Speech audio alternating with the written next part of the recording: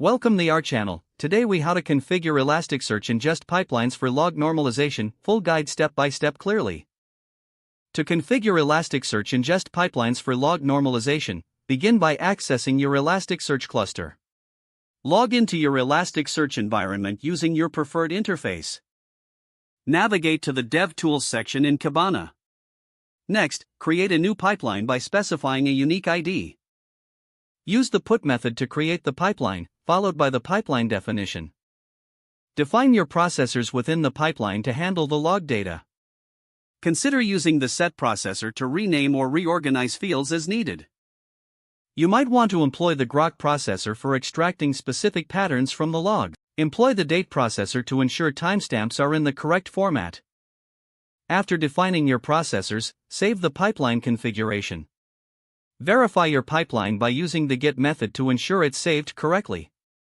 Test your pipeline with sample log data by using the Simulate API. In the API call, specify the pipeline ID and include the sample log data in the request body. Check the output to ensure that the log normalization is working as intended.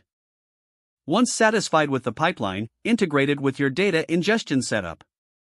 This can be done by specifying the pipeline ID in your data input configuration. Monitor the logs to confirm that the normalization is applied effectively. Adjust your pipeline as necessary based on the observed data. Continue to iterate on the pipeline until it meets all normalization requirements. Document any changes made for future reference and maintenance. You've now successfully configured Elasticsearch ingest pipelines for log normalization. If the page does not load, refresh the browser or try again in a private or incognito window. Make sure you are using the correct email address, then retype it carefully to avoid small typos. If your password is not accepted, use the reset option and create a new strong password you can remember. Check your spam folder for verification or security emails, then complete any requested confirmation steps.